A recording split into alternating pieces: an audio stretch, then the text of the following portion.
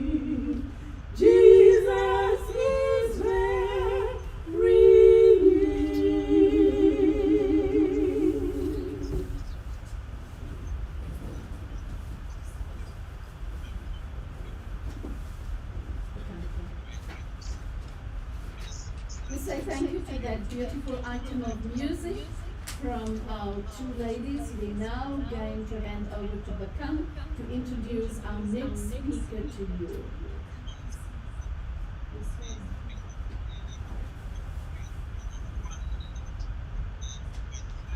Welcome again, ladies, to the new link and the new channel.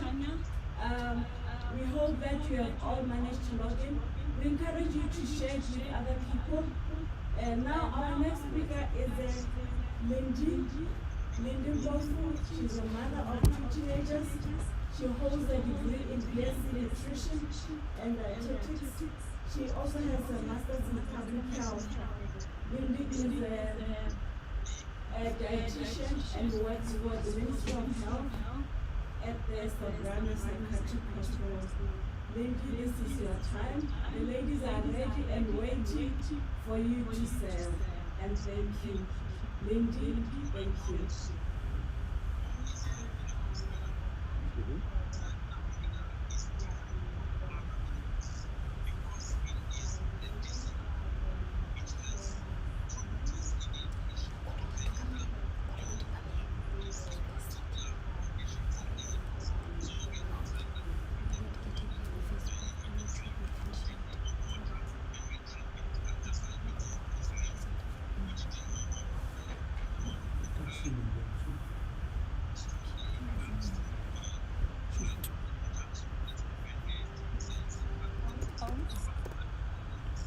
Thank you very much for the warm welcome. Please assist me to share my screen.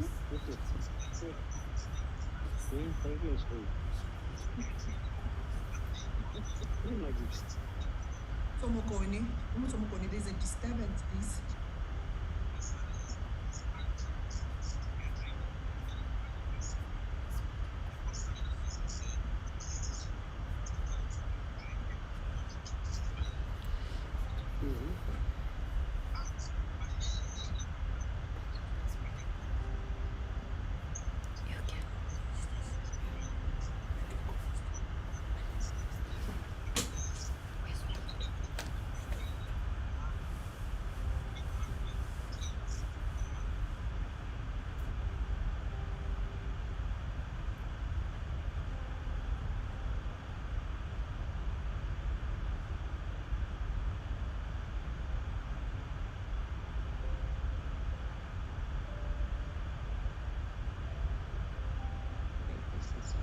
Today that we will gladly go and we look at the 1040 windows where we need to break through so that the message can go forth. If we cannot go personally, we can go with our purse, we can send our purse, and we can send our finance to help those who are there to propel the gospel. So may God help us today. So we're gonna.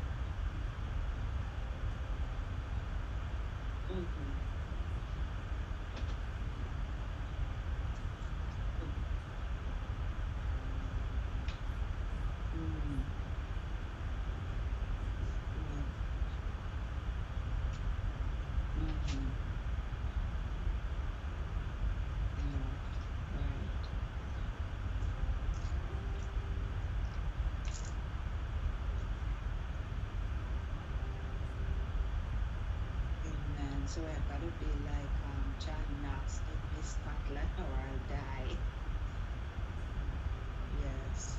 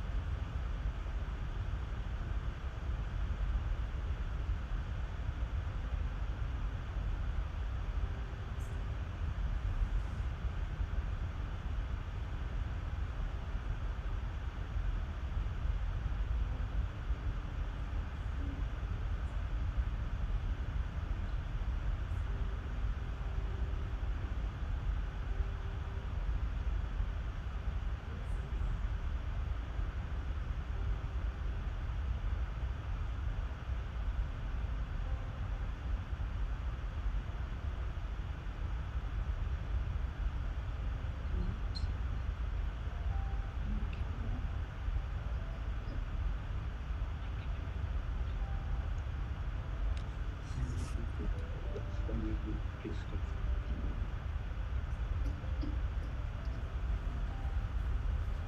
Okay. Thank you very much, and sorry about that challenge. So where we are today is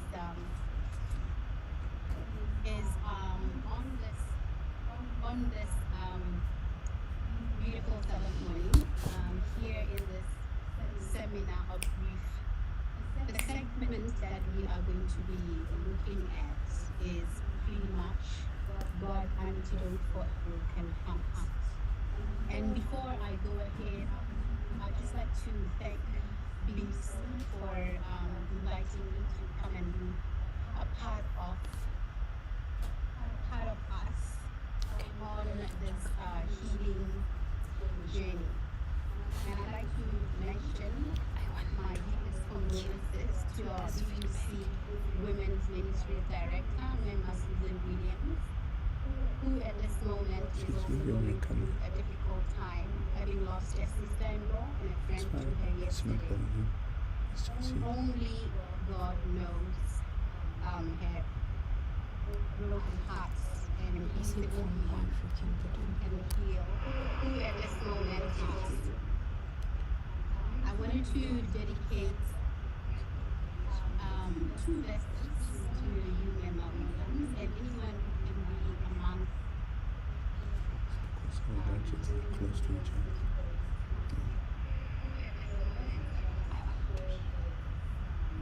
Then when you go to the bedroom, when you hear nice, go far away.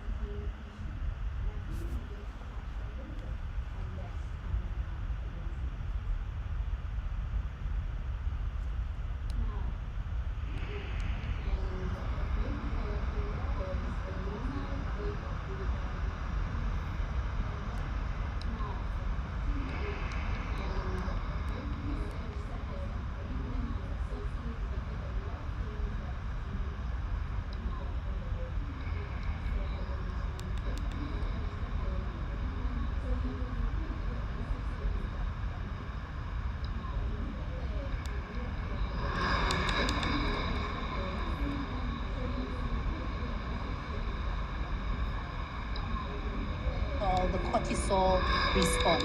I will not dwell too much on this because I think other speakers have touched on it or will touch on it. But then again, I'm mentioning this so that we can be able to see how all this interlinks with how one can then go ahead and be able to nourish the body during this time, which may be brief or which may be long. We have altered sleep there. We have immune imbalance. In other words, the immune system can be compromised. In other words, the cells that do fight infections, they are reduced.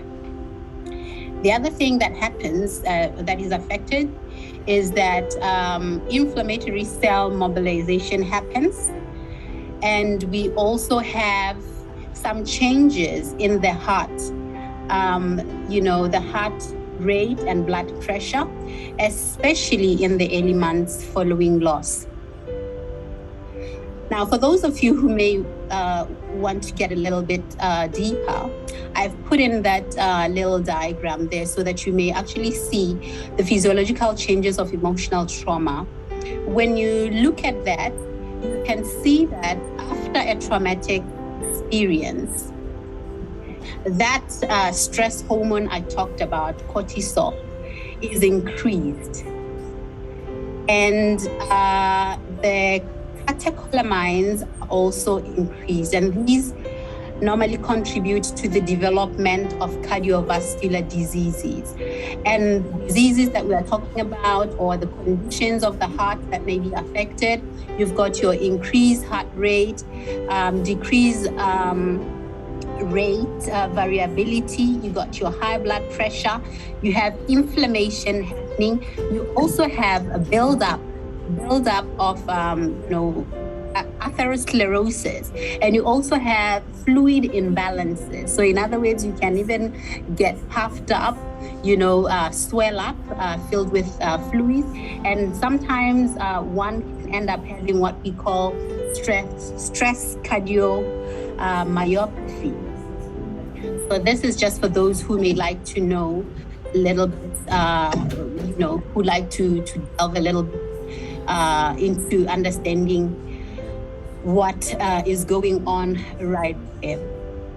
So, like I said, that when released from the adrenal cortex, cortisol promotes arousal and energy mobilization. And it actually increases our capacity to cope with acute stress. On the other hand, cortisol levels are highest upon waking and reach their downward trend around the late evening. In doing so, cortisol facilitates the breaking down processes or the catabolic processes consistent with its role in anticipation of wakefulness, and it increased activity and regulations of the stress hormone. In the presence of chronic stresses, however, you'll realize that cortisol release becomes sustained throughout the day, and the negative feedback mechanism, so important to the self-regulation of the what we call the hypothalamic pituitary adrenal or HPA axis, is lost. Now, when one continues to have persistent stress, that drives cortisol to higher level, sustaining this heightened cortisol tone throughout the day and night without allowing the cortisol to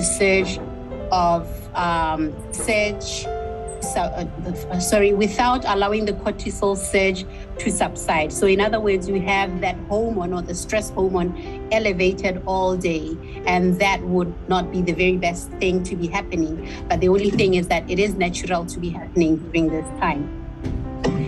Now, a lot of studies also have shown that persistently elevated cortisol levels in bereaved individuals are very, very common. Now, when you look at what happens to a younger person compared to what happens to an older person with regards to these hormones that I'm talking about, you will realize that the elderly have it harder because when they grow older, you know, the immune dysfunction happens more on them because as they grow older, they have another hormone which naturally goes down with aging. And as such, when they have grief also decreases that level of hormone, and then it becomes a little bit more difficult for them. And that is why sometimes you hear people talking about having a very, very painful heart during grief. Now, I should zoom quickly on this one just to remind ourselves that when one is going through grief, everything that happens to their body at the time is normal. You know, you'd have your normal physiological reactions. And today I just want to delve on the ones that impact nutrition and well-being. So I think the previous speaker also alluded to this. And perhaps what I will do here, not to be too boring for those ones, for the people who managed to log in earlier on today, I will just sort of give a brief overview so that we can be able to get to the very, very heart of what we are talking about today. You will realize that one of the normal things or physical reactions that happen here is that one person who is going through grief can have unplanned or unwanted weight loss or weight gain, you know?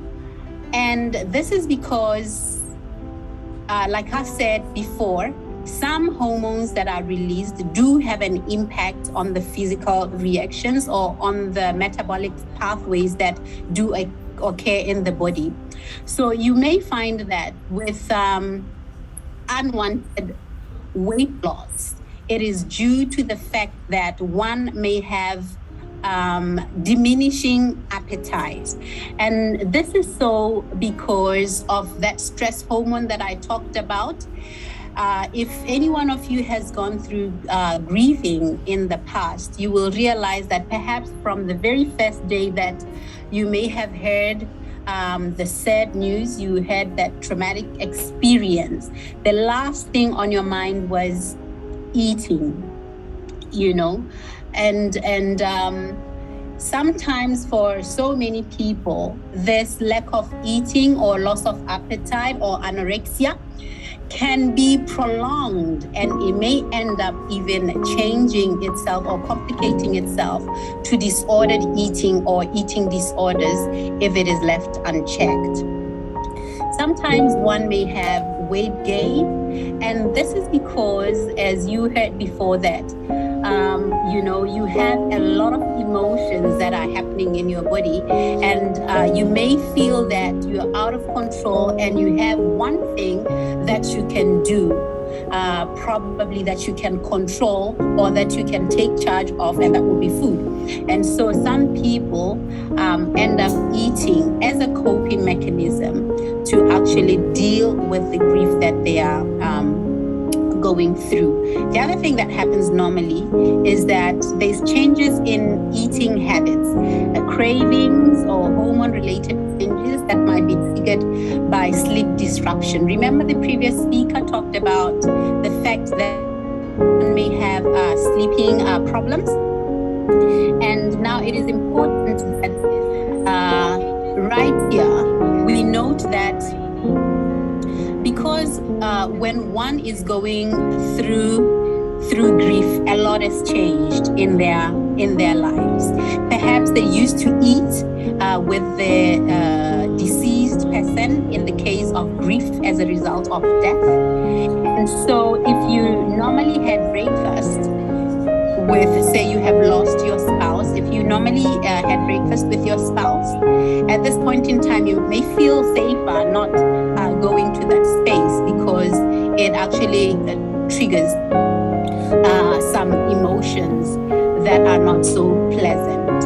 And sometimes because people may not be able to eat because of that diminished appetite caused by those stress hormones I talked about, the body then goes into a mode where it recalls that it needs to do something to replenish the nutrients that may be there. And normally, because the sugar levels go down, one may feel like they have some cravings. And it is normal during this point in time to have that. And the other thing that happens again is that increased susceptibility to illness. In other words, your chances of getting ill are increased because the immune system is hampered. Now, I think maybe what I need to say, I said that I was going to try and move very, very fast, salvage the time that we have lost. I can talk about lethargy and lack of energy as some normal physical reactions that happen. I've also talked about changes in sleep pattern and stuff like that. So during this time, it's important that one eats metabolically. So in other words, you eat within the first hour, perhaps you have woken up. Remember, because throughout the night, one would have slept, and then it would be very important that in the morning you eat to make sure that you increase your energy level. Then thereafter, you just follow throughout the day, just eating small, frequent meals and so on and so forth to make sure that you have your blood sugar levels at equilibrium and not just fluctuating when you eat and then going down after you've eaten. So I think I will talk about this a little bit more when we move along.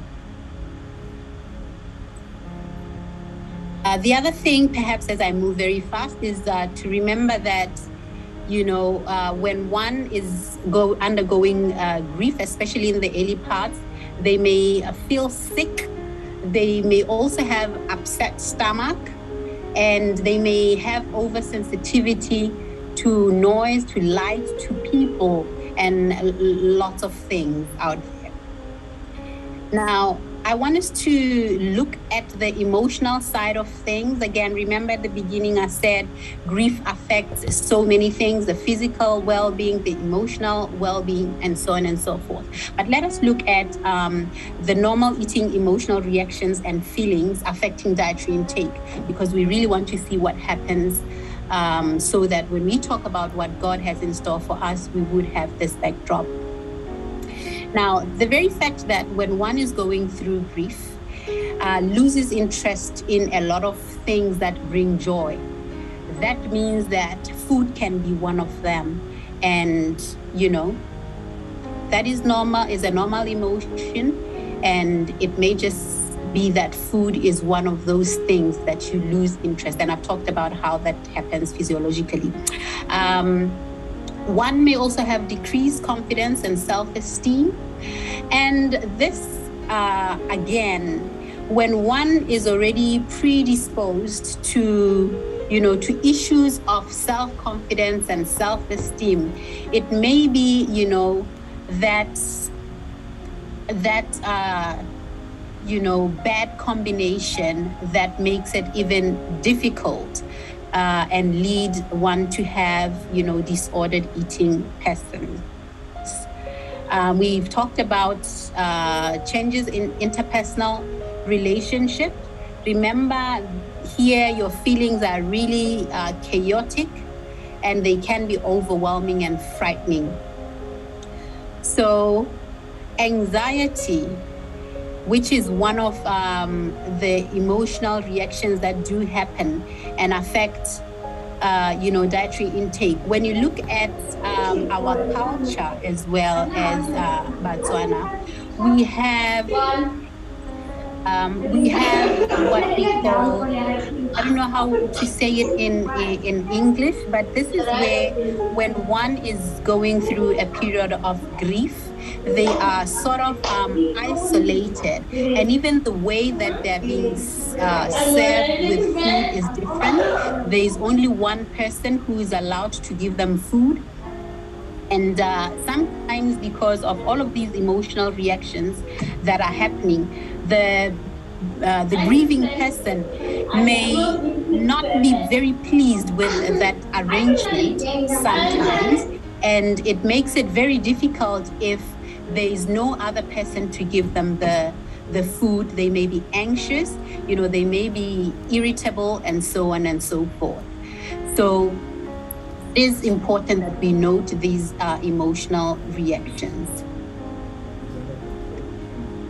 Now, let us look at, they're continuing. So there's restlessness there and loss of appetite. And I think what is important here is that during these times, normally the body will try again on its own to come up with ways or coping mechanisms that it normally has when something has gone wrong. Like, for example, with regards to loss of appetite and comfort eating, one eats there just so that you can be able to have something that is soothing. And, again, like I said, this is something that can lead to disordered eating. I'll just skip that one. Now, let us delve in right away to hear what God has in store for us. So God's antidote for a broken heart. Now, against that backdrop, here we are. You have a full picture if you haven't gone through grief yourself, but you will have a full picture in your head, at least, that here is a grieving person, or we may be in this grieving journey, trying to do our best to continue functioning in life.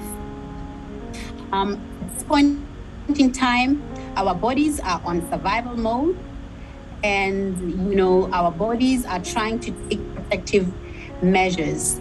It could be in the early part of bereavement, where all what the body does, blood is shunted away from the gut to the extremities. Remember, this is when your stress hormones are high and your causing your hunger and appetite to be suppressed. Remember, here is when one is having those anxiety and panic attacks, and these may also surface as aversions to food. Sometimes you may wonder, why doesn't one want to eat this when they used to eat it before? It could just be, that anxiety and panic manifested as such. Remember, at this point in time, we are looking at one right there who may also be experiencing a few other things that do affect nutrition. For example, they may be having nausea, vomiting, which, and also maybe sleep deprivation that is actually draining our bodies of the vital energy. And thus one ends up physically exhausted and emotionally depleted. Remember, at this point in time, a grieving person may be more susceptible to infection. Like I said, the heart may not be functioning to its fullest capacity. All of this is happening at this point in time when we are about to talk about what does God say about nourishing the body.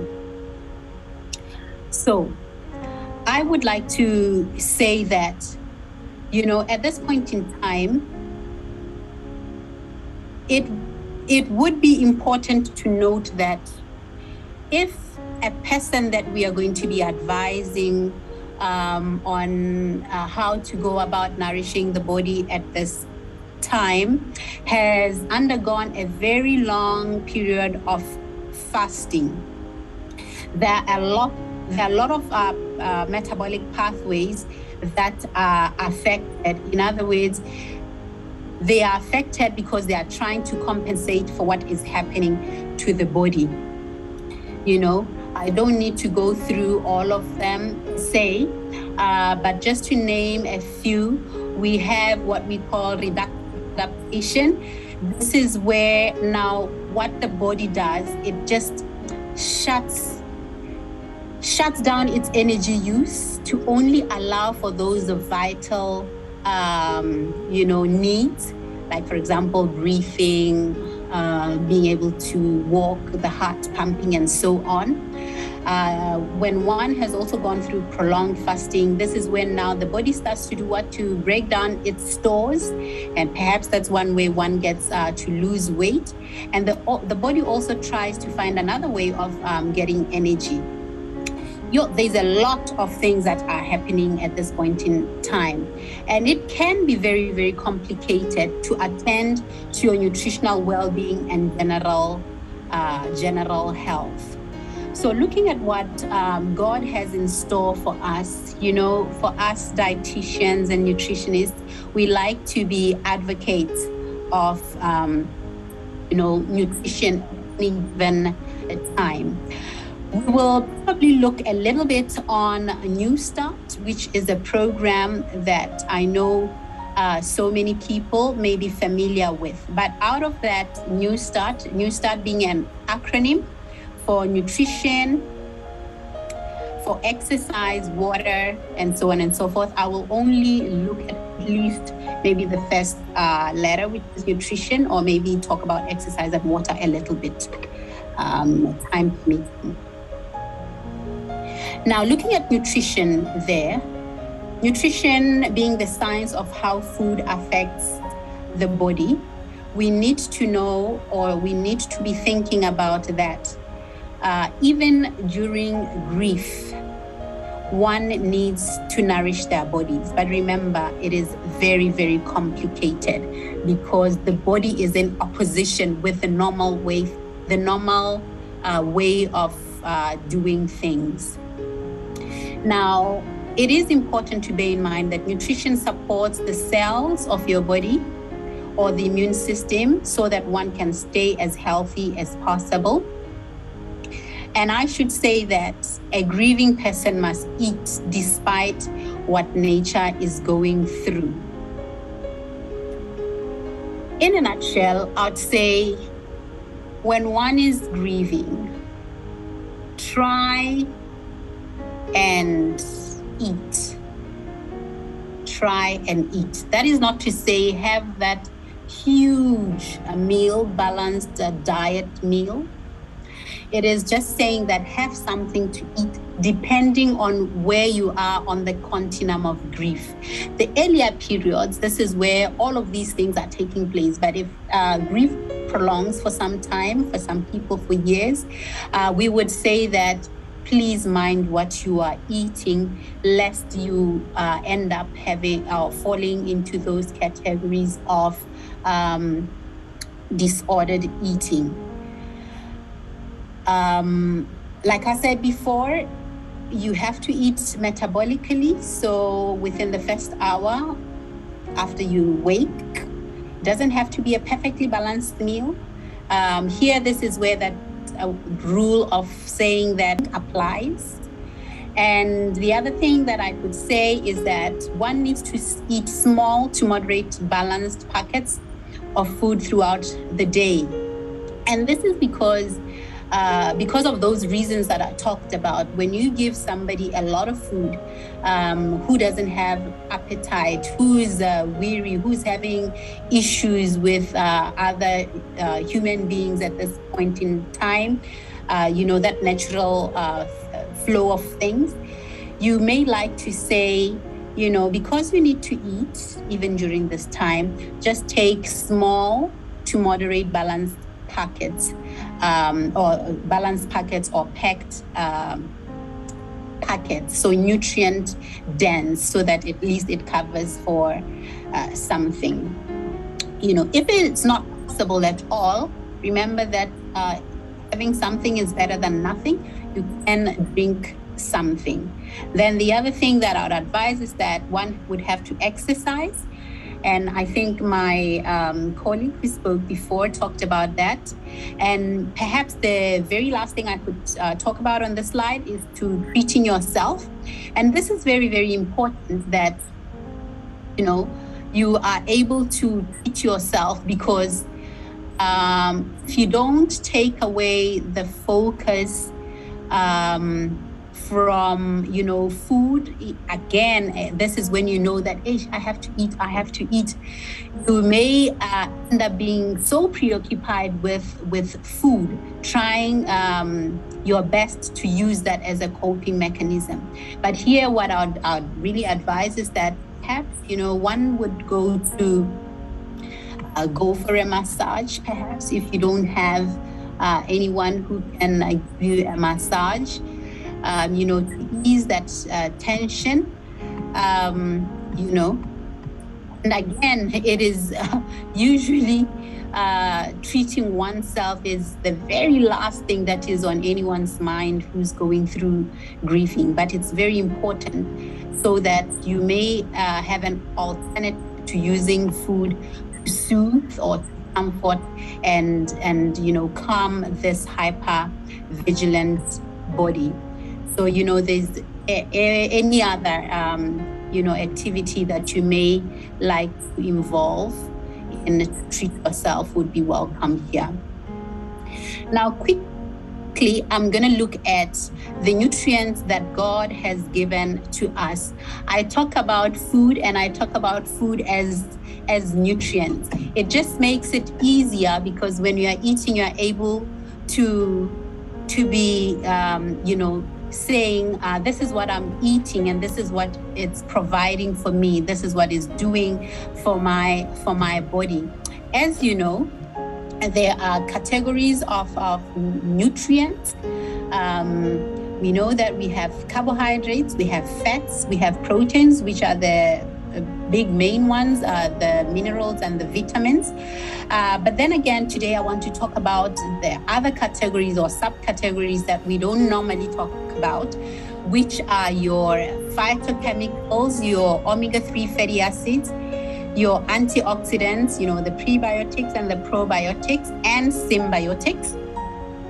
And I'm mentioning these because as we nourish the body through this continuum of grieving, we need to work from that state that we're saying that a drink is better than nothing.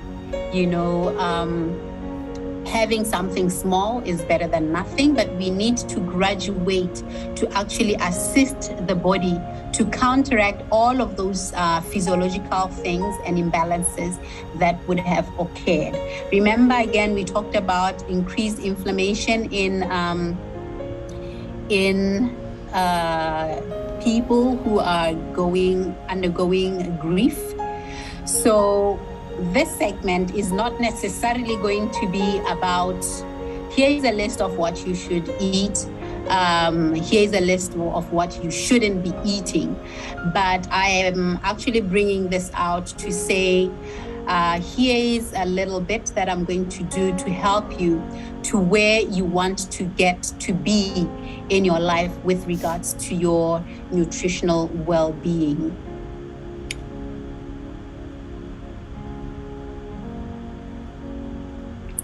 And as a dietitian, this all is always on my lips to say that, you know, we are advocates of the body, and we have to feed the body, the physical body, even when the emotional body is suffering. So let us look at those nutrients that I said do have an impact on in improving our immunity or counteracting the effects of inflammation. Now, when we look at these nutrients that we call phytonutrients or phytochemicals. We don't talk about them so often, but I want us to talk about them today.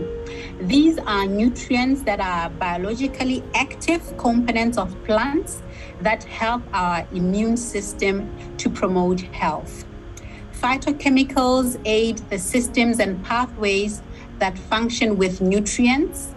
For example, vitamins, minerals, and fiber in the body.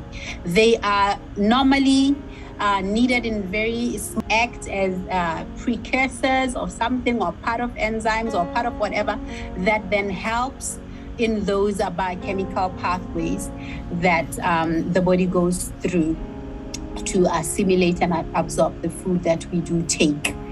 Now, the good thing is that God has provided a variety of these phytochemicals. And the last time I checked, there were more than 900 different phytochemicals discovered so far. In other words, this actually makes it a point that we don't miss out. Even if you didn't like one thing, you can get another thing. And that would be really, really helpful. And these phytochemicals are a basis of why we as Adventists do advocate for a plant-based diet. The more, the better. Let us look at omega-3 fatty acids. These omega-3 fatty acids or fats are antioxidants.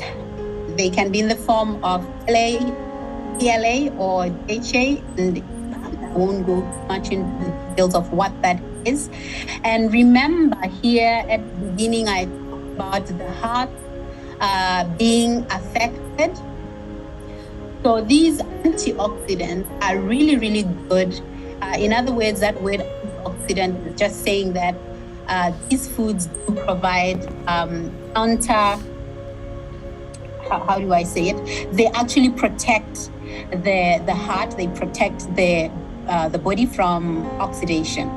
And the sources of these antioxidants that I'm talking about, which are protective, they can reduce inflammation. We can get them from soya beans. We can get them from canola, from flax seeds, from oily fish. And I need to point out, maybe at the same time, that these sources that I've talked about are also good sources of protein and fats. And as such, we can say they are very versatile in periods of sickness or even of bereavement, because they can be able, again, to, in as much as they are adding or giving us antioxidants, they can as well give us the extra calories that we need, for example, when we are really sick, because the body may have taken a toll at this point in time. I'm going to talk about minerals again. God has made the provision of lots and lots of these minerals, and the important ones that I can talk about are zinc and selenium.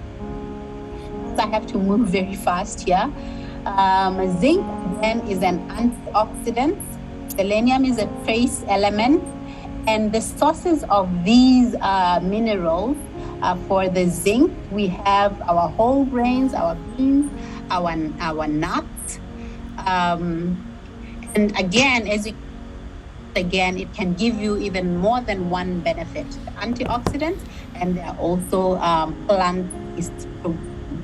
And when you look at selenium, the examples of the sources include your Brazil nuts, your mushrooms, your spinach, and so on and so forth. About them today. So these are some of the minerals that God has placed out there in nature for us to be able to take as we are on a journey to actually get to that nutrition well-being. Other vitamins that I can talk about are vitamin A, vitamin C, and these are the common ones that we know. And I was laughing the other day when I saw a friend of mine with a huge bag of oranges, and I'm like, where did you get the oranges? And she said, no, mama, ke tlo reka vitamin C, mariga tsena. For those of you who don't understand this language, she was carrying a bag of oranges and she was telling me that she has gone to purchase a bag of vitamin C, which is an immune booster, because we are now headed to winter. And during winter, we know so well that our bodies can also take a toll because they may be susceptible to a lot of little illnesses that can come about because of the extreme cold weather that we may go through. Yes, but back to these vitamins that I'm talking about. Vitamin A is an antioxidant. We normally get it as beta carotene because it gets converted from, to active form of vitamin A. The sources, this is where you look at things like carrots, apricots, pumpkins, those yellow and orange foods. They will provide your vitamin A. And then again, the other benefits for,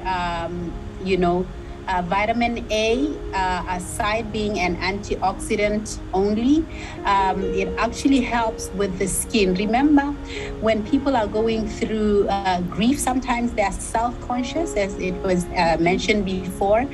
They may be seeing blemishes on themselves. They may be seeing all these other things that are happening within their skins.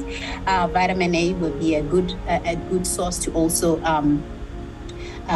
ensure that you have it in your meals as you continue on this journey. Vitamin C is an immune booster, as I said, and the sources that are your citrus fruits, so your oranges, your lemons, your grapefruit, kiwi, your bell peppers and tomatoes. We don't normally count them here, but they are a really good source of vitamin C. The other vitamins there are your vitamin D. The sources for us is not too difficult in this part of the world where sun exposure is just galore. You have this from your fortified foods, your supplements. Vitamin E, again, is an antioxidant, and the sources are your vegetable oils, your nuts, your seeds, your leafy green vegetables. So the other thing that I want to talk about that we don't normally talk about is the probiotics. Now, probiotics are good bacteria that are found in the gut, or in the GIT, or the gastrointestinal tract. And as you know, that the gut, or the GIT, is the largest immune organ in the body, with about 1 trillion bacteria living in there. So probiotics help the intestines to combat inflammation and play a role in the components of fighting cells of the immunity. So again, remember, we said that when one is going through grief, especially the elderly, their immunity is compromised. So having probiotics can also help. And these probiotics do provide for a good balance of the microbiome, so the bacteria that lives in the GIT. So your sources there are your, fermented foods, your yogurt, and so on and so forth. And then we can look at the prebiotics. Now, these are the ones that stimulate the growth of good bacteria. So which ones are these? In simple terms, we'd be saying fiber. And if you want to get really fancy, we can say the non-digestible parts of complex carbohydrates. So now your fiber, you can get it from your beans, your legumes, your oats, asparagus, and so on and so forth.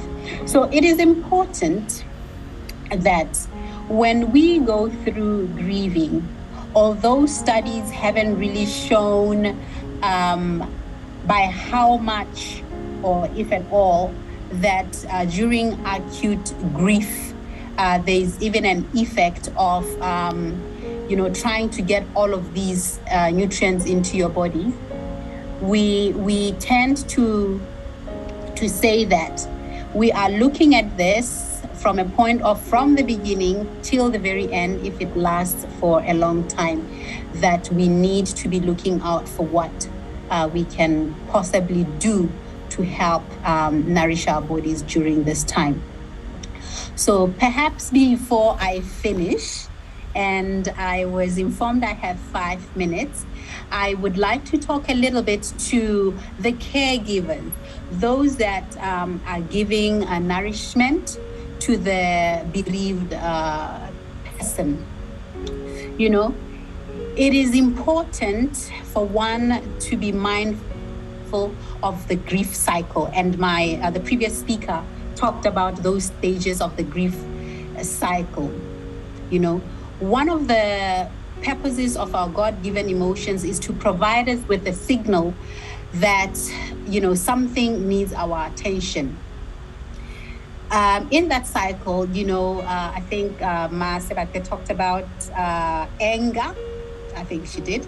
And, you know, the sudden or gradual presence of anger in our spirit when we go through grief can be a signal that something has really gone bad, like you've lost a loved one. It's like an injustice that has occurred. You know, although we know that, you know, dying is as much as a normal process in life, we just don't get to grips with it. Even if you work in a hospital or you're a doctor, you always get to this point in time when all of these things that we've talked about can affect you.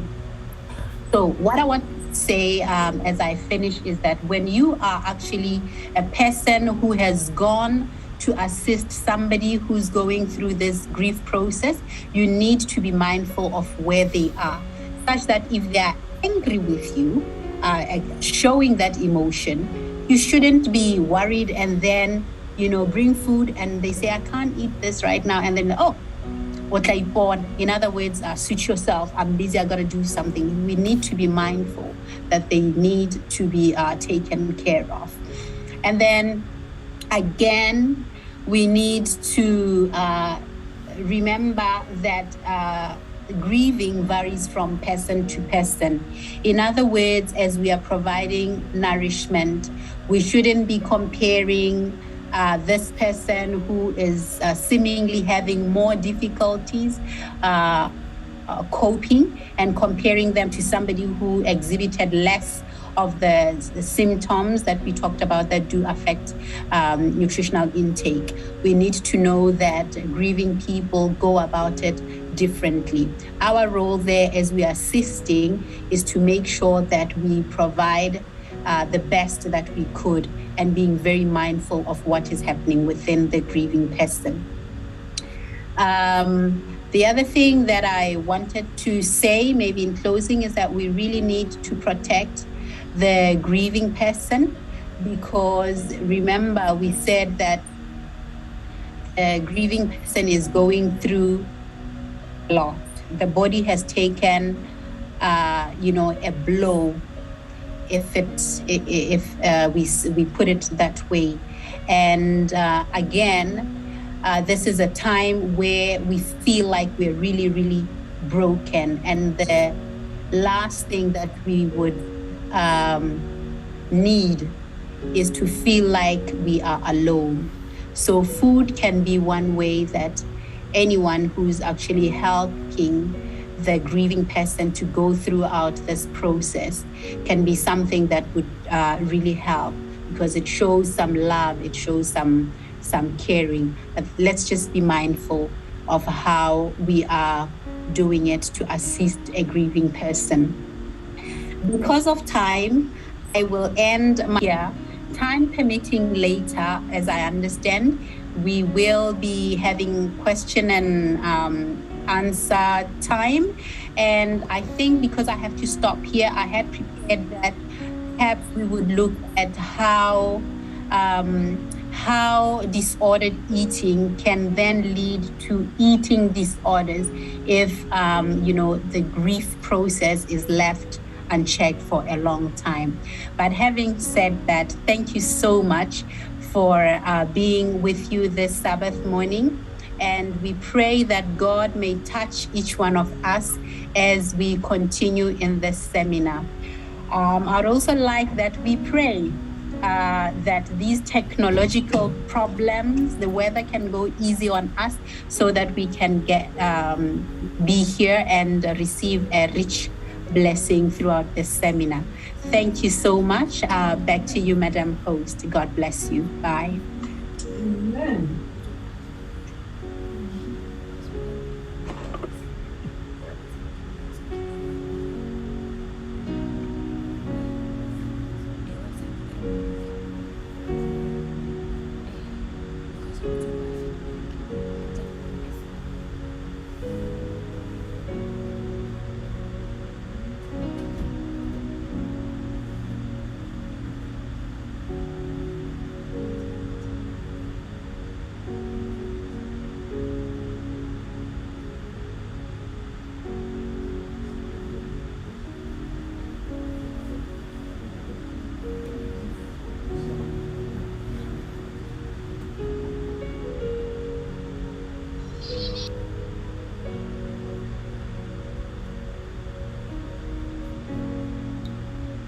Are we supposed to leave now, or?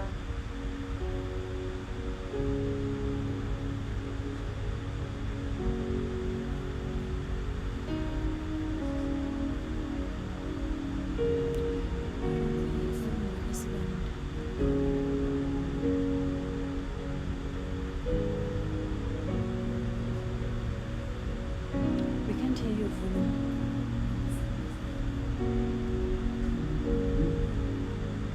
It's muted.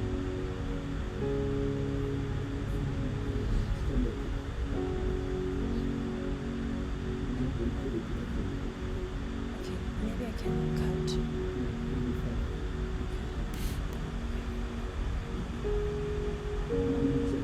Is that camera on? Can't pick it here.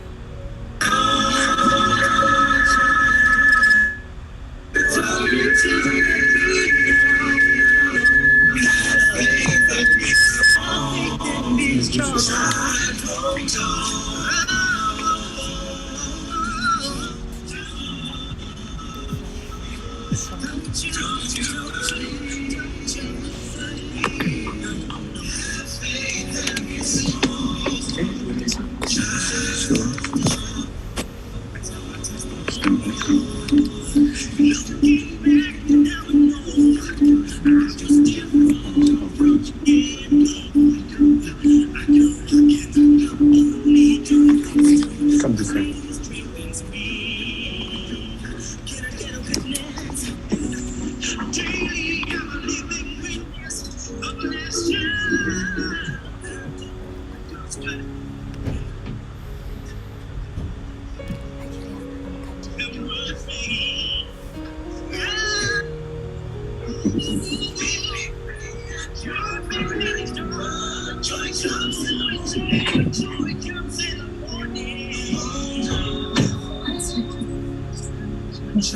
She's going to leave.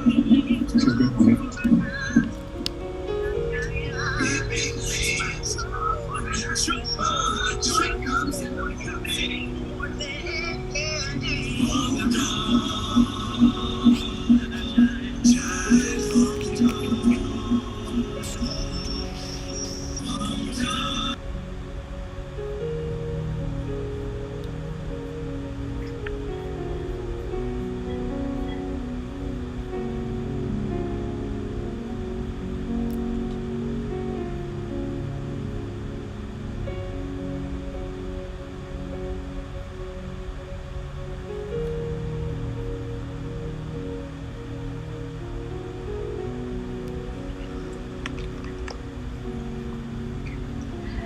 Thank you so much.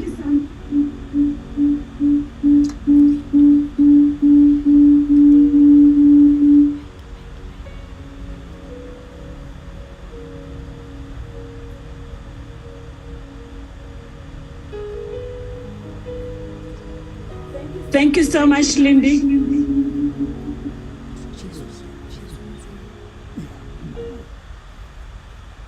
so much, Lindy, for the presentation. Ladies, we will share the presentation. We'll send it to your addresses, your email addresses that you've shared. We'll also share it on WhatsApp for those members of this presentation and this presentation. We will now have a prayer by Mema Same. Mema Same, please pray for us. Unmute yourself and pray.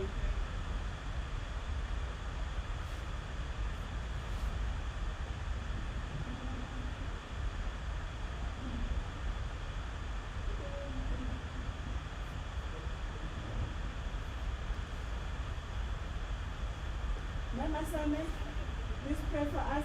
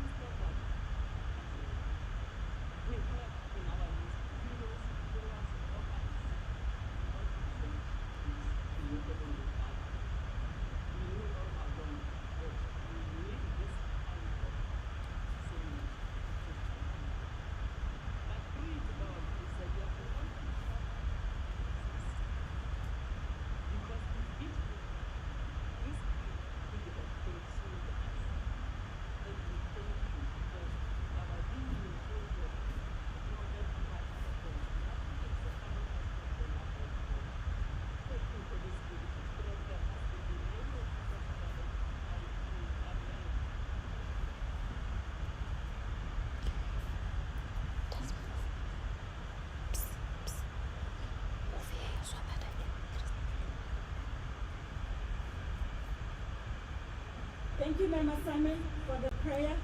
We are moving on, ladies, with our program for today. Our next speaker is Dr. Bitumela Rakwena. You all know Dr. Bitumela Rakwena is a shepherdess, also shepherdess Rakwena.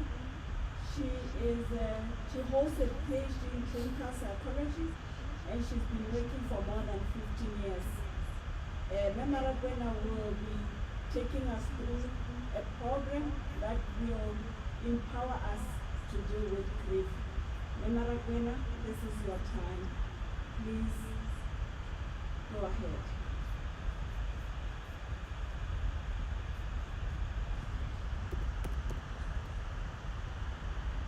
Where is she?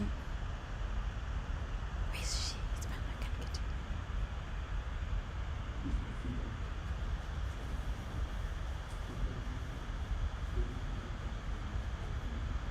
Camera, I can see him. Where is she? Morora be camera on.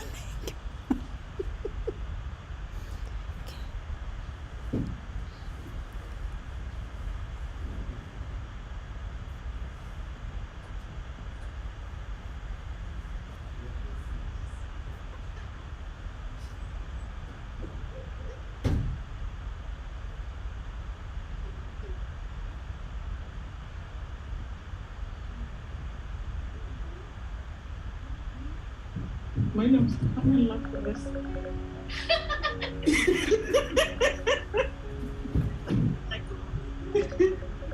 It's what she wants.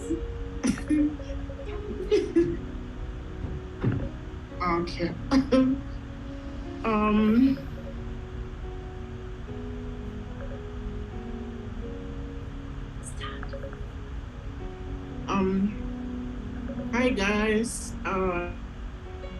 introduction is already done, and I would like to thank the previous speakers, and they a way for me, and I wish they could have gone on and on and on and on. But anyway, everything has its. So they looked at the effects of grief when it comes to emotions, the psychological being, and the well-being, and the physiological well-being, and some of the things or coping skills that you can do to deal with grief. And now I'll be just adding a of it. It's not all the coping skills that is needed when it comes to issue of laughter. I'm just adding an element of that. So now, if you look at, I sort of made a session between a client and a therapist, really to sort of reflect emotions, feelings, and thoughts that we go whenever we talk about laughter. So laughter is not something where they are compatible when it comes to grief or pain. So, but we are going to look at that and see if really it's possible to laugh even the time of grief or when you go through pain. In fact, laughter is very important even when you don't go through pain. We have to create, we have to be intentional when it comes to laughter. We know that these are the things, though, that are gifts from God, gifts from God. Many times we ignore them, or we don't know how they work, and therefore we don't do them. But from here, my intention is that when we are done with this presentation, to laugh more and longer than ever before. So let's look at this scenario where is a client and a therapy. The client, do I hear you well? Are you saying laughter in the midst of pain? And the therapist says, yes, you heard me well. The client, I thought serious situation, and I hear you talking about laughter as your prescription for my condition. Did I repeat myself? Maybe you don't. So the therapist, no, you don't need to repeat. I hear you loud and clear. Then the client said, sir, I am talking about grief. Someone who has lost a wife. And you say laughter. The narrator, the therapist remains silent as he's gazing at his client. So this is exactly when we say laughter in the midst of pain. This is exactly probably what is inside our thoughts, feeling, because of how we perceive laughter.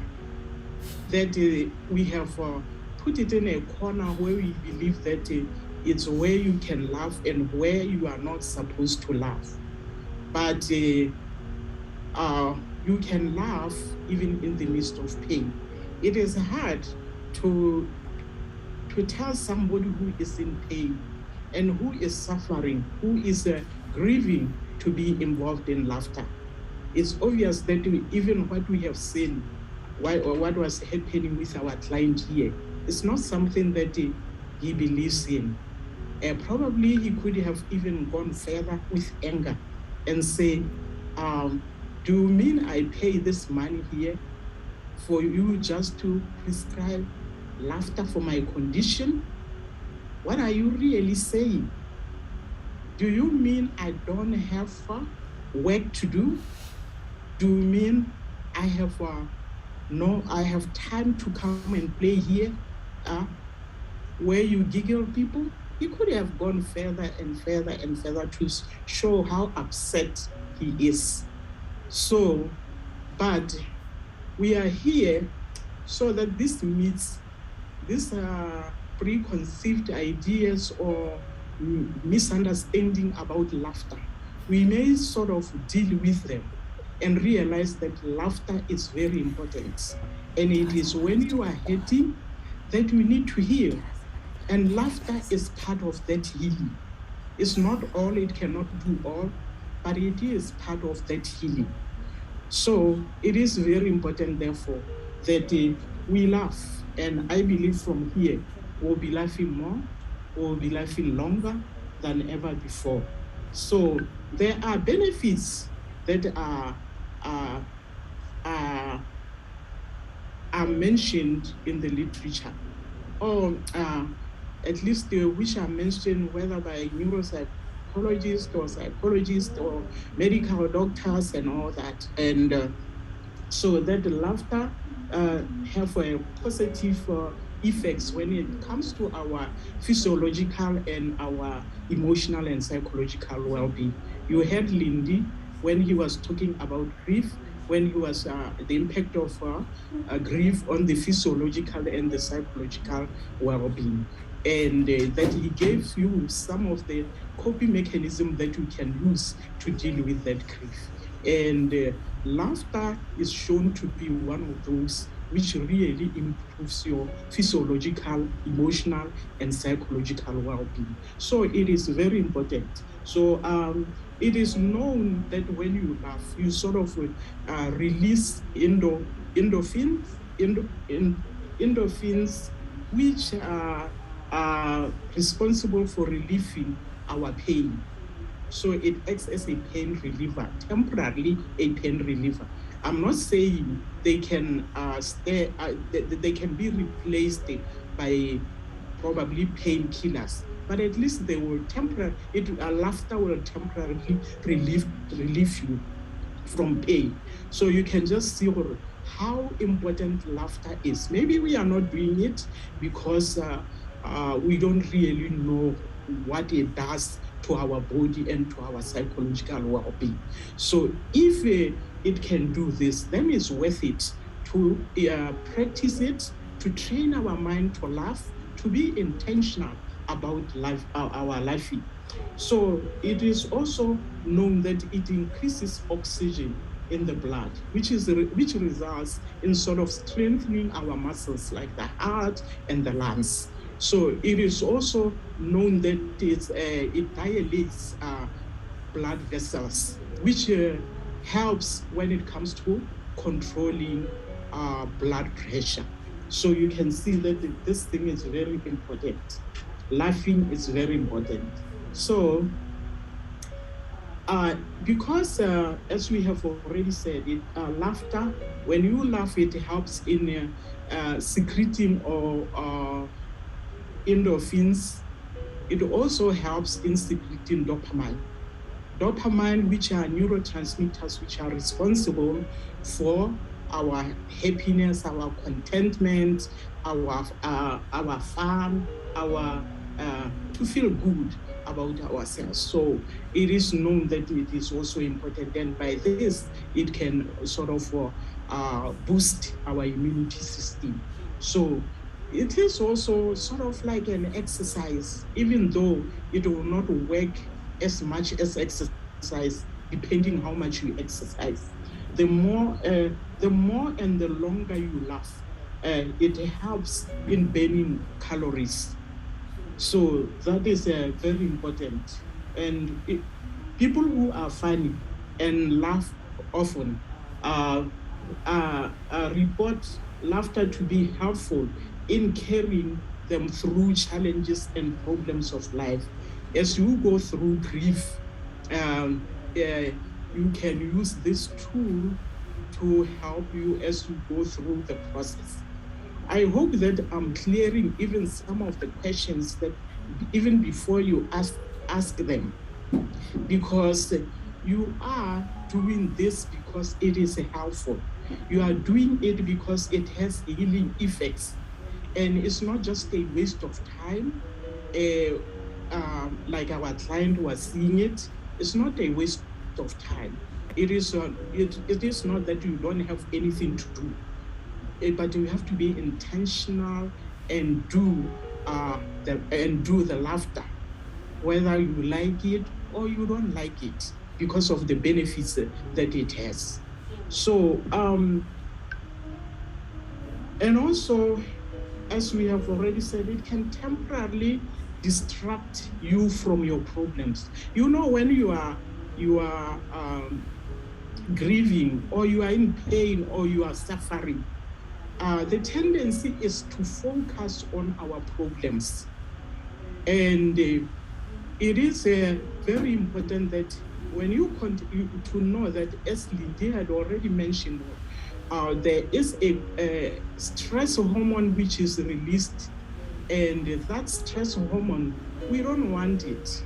And therefore, if we can counteract it by laughter, so that it produces all these neurotransmitters, then it will be very helpful. So, so it temporarily distracts us from focusing on our problems, where we will end up sort of secreting these hormones which we don't want, the stress hormones. So this is why laughter is very important.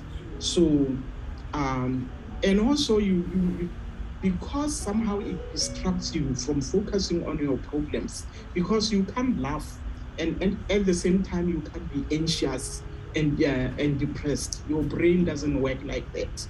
Once you shift your attention into laughter, then it helps with anxiety, it helps with depression, it helps with your mood.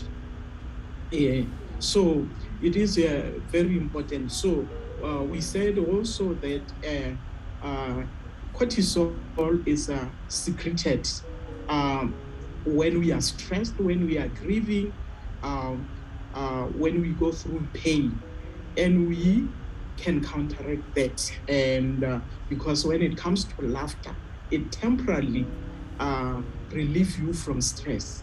It sort of reduces the stress that you may go through. So that is very important. So now, laughter is not only, it can be used in a detrimental way. So if it's used in a detrimental way, then probably we are not going to see this, the effects, yes, you may see for the one probably who is doing it. But we would like to look at those, what laughter can do if it is used in a negative way. Laughter or jokes may be used in a way that perpetuates stereotypes and stigma.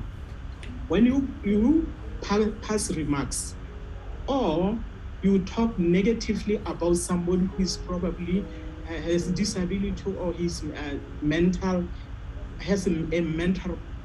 problems, and you are making joke out of that, you are not only harming this individual, but you are becoming an obstacle for that individual to see the help that she or he needs. Because anything that is stereotyped, stigmatized, then that individual is more unlikely to find help. In a world which is stigmatizing our mental well-being, it's as if we culture, and then the body is knows.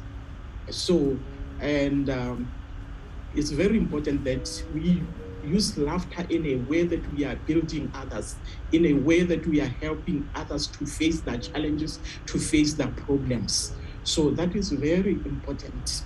And another thing is, if it is used in a negative manner, it can marginalize and oppress other groups. And we know that laughter for a long time has been used as a tool for oppression. And this is not the intention. When God gave us this gift, it was for us to have joy, to have fun, but not to take advantage of other people. So it was for us to make sure that we encourage each other, we support each other when it comes to this tool, to this laughter, so that when we go through this pay, while we are waiting for his coming, then we wait while others also are boosting us, are supporting us, not where they are making fun of each other or making fun of us. So that is very important. So laughter can negatively impact another person's self-esteem if it is used in a negative way. If you are calling the other person names and you want to bring attention upon yourself by harming the other person, or then that is not a good thing. And then laughter loses its meaning, what really it was meant for. So it is very important. When you look at the book of Nehemiah, we see Sanballat, Tobiah, Geshem, how they mocked the children of Israel when they were building the temple and despised them.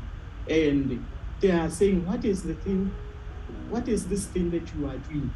Are you rebelling against the king? And you remember that when you go to chapter 4, they even say, said, even a fox, if it can climb this thing, it will just fall off. So those are the types of laughter which really sort of destroy the whole meaning of what laughter was originally meant for by God for us. So it is important that we take care of others while we laugh. And we said we have to sort of laugh more. We said we have to be intentional. We said we have to make time and just laugh and laugh our pain out. And we said also that, laughing is not only meant for people who are chronically ill or are going through pain. Every one of us can laugh. So we have been given that as a gift. You see how we started by laughing, and people will be like, what's going on? They were not expecting it, even though it's there. They realized that I was going to speak about laughter here. They didn't expect us to have fun. I wish we were meeting physically where we are in contact with one another. We were going to laugh. We were going to spend the whole time laughing so that we can transfer this to our real life. So in Matthew 9, chapter 24, he said, when Jesus came and to heal that little girl, to resurrect that little girl, and he told people to leave, for the girl has not died, but is telling them that he is asleep. People were like, now what are we hearing? They laughed. And we laugh when things seem to be, or situations seem to be incongruent with what we believe or with the situation. And this is what these guys were laughing. Or, so what is he coming with? What is this? We don't believe this. This person is dead. And this is, we know it. We have this schema of what it means when he says that the person is dead. So he can't tell us that the person is not dead. And they laughed and laughed. So, so there were those who were children of Israel who were delivering letters around. And it is said that when they were passing this from city to city through the country, Ephraim, Manasseh, and as far as Zebulun, they scorned at these people and laughed at them. So that's not the kind of laughing that we are really interested in. So, but we have to learn what is it that how have we been using our laughter? Was it in a detrimental way, or in a way that is positive, in a way that is not harming other people, but is building them? So if we have been using it more in a detrimental way to associate and connect with other people, then we have to learn to use it in a way that is positive. So when you look at, I think I will soon be closing. When you look at Genesis 18, verse 10 to 15, the three angels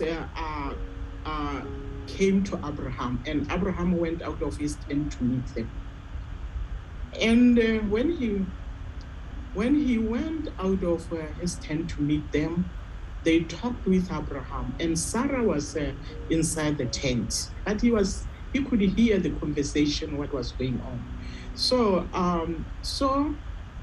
it happened that when they were about to leave, these angels, one angel said to Abraham, you know what, this time I will come and your wife will have a son. And then Sarah laughed. He said, wow, what is this? She laughed. But I'm not more concerned about the laughter of Sarah. What concerns me is the message about herself, the way that herself. She's like, maybe I can go through it. Then one of them said, I will surely return to you.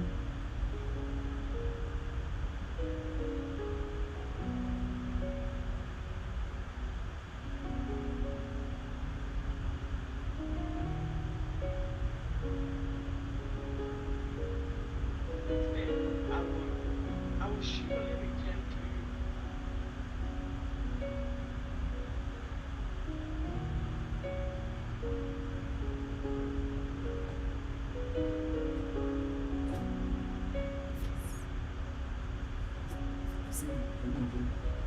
It's frozen. Okay.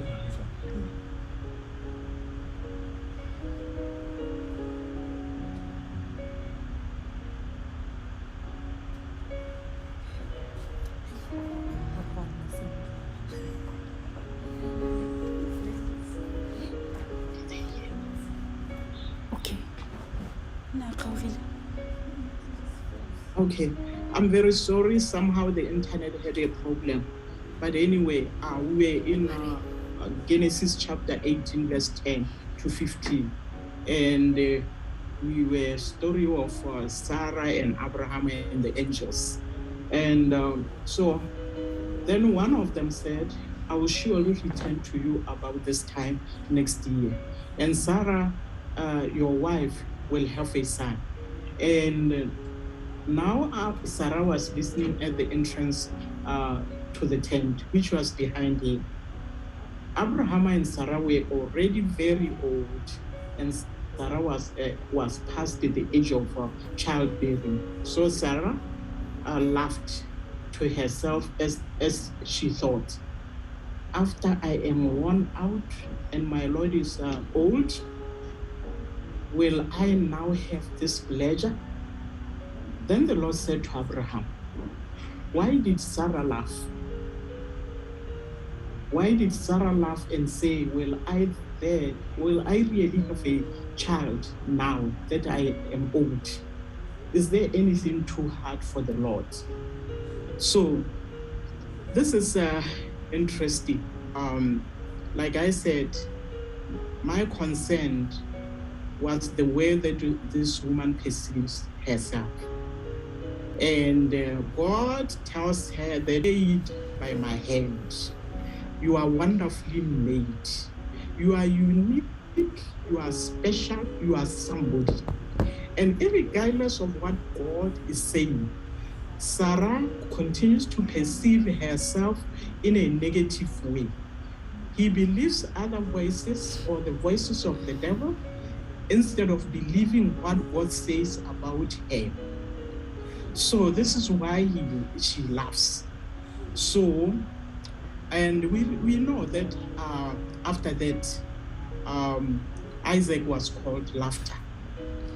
Isaac was called laughter because now they were saying, we are now laughing at the power of God, the miracles that God can perform, which means they mature from their situation. So we have to be careful of how we use laughter. It's up to us whether we are going to use it in a detrimental way or in a way that is positive, in a way that is helping other people, in a way that is not harming other people. So that is very important. From here, I believe that we are going to form groups when it comes to laughter. We are going to form support groups, whether these are a group of grieving people together and they form these groups. We are not just going to learn this and do nothing with it. We had presentations one after another. So let's go and form groups. Let's go and be on fire when it comes to laughter. Form groups, form support groups, whether it's individual, you can take movies, videos which are for laughter, and you just have time and enjoy yourself. Thank you very much for allowing me to be your presenter.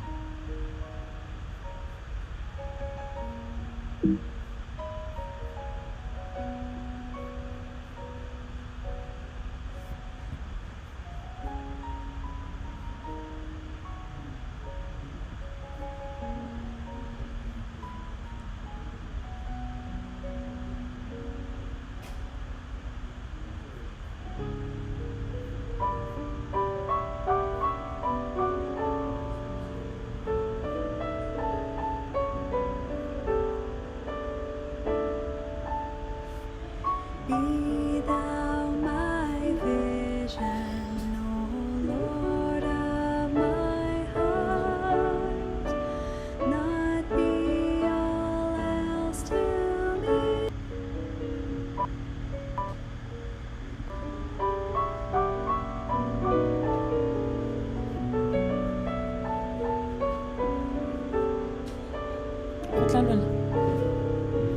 Be thou my vision.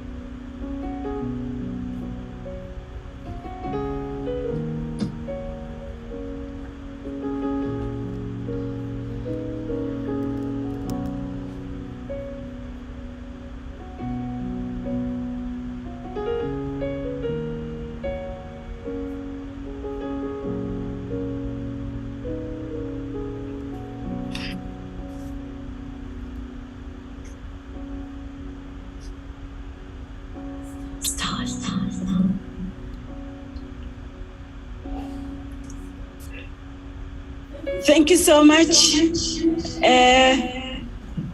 Shepherdess Rakwena, Dr. Rakwena. I believe that we have been capacitated and we are going to continue with more. Ladies, we are lucky, we are blessed, not lucky, we are blessed to have all these great people come and talk to us, especially during this time. Thank you so much. Now we are going to hand over to Mrs. Williams to introduce the person who will pray, and then we will meet in the afternoon at 2:30. At 2:30, so that we can start the program. Mrs. Williams, this is your time. To close our morning session, ladies, which have been very traumatic for all of us here, we're going to call upon our SIG Ministries director to pray for us. Marjorie, this is your time to pray for us. We'll ask you this afternoon to start locking in by 2:15 so that by 2:30 we can start the program. God bless you and thank you for your patience. Thank you for your prayers and thank you for staying with us. May God bless you. Marjorie, you will pray and then immediately after that we will close with a song by Bonnie and Connie.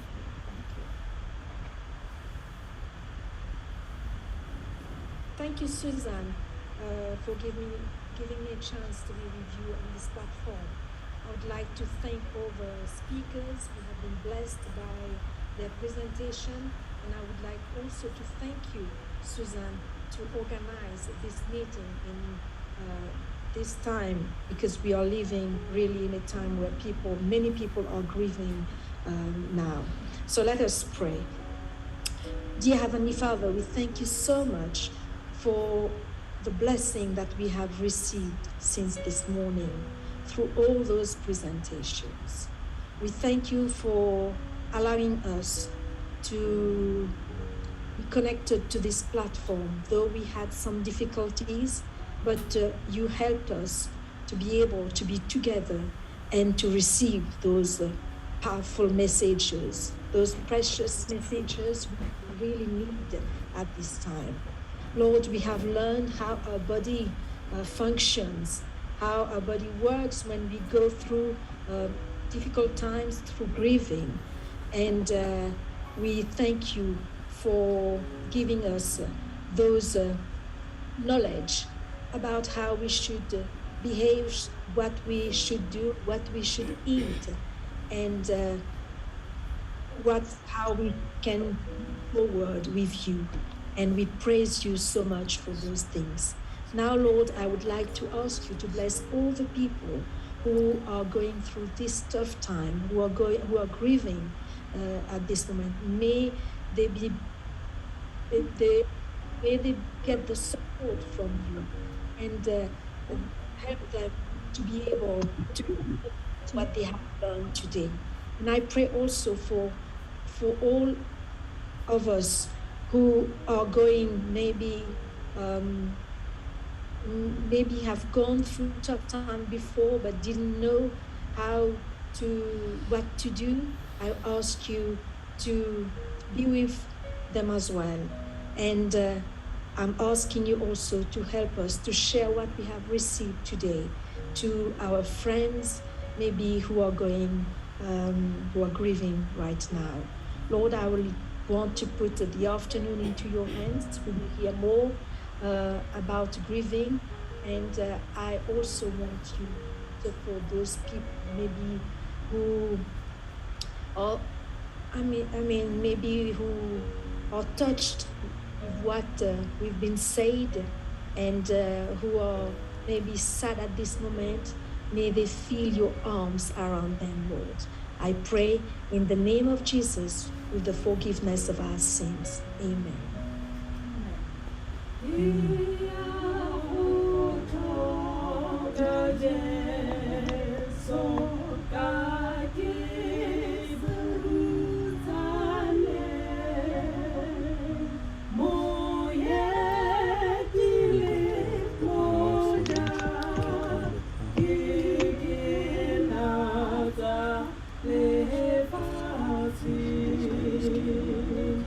Yay!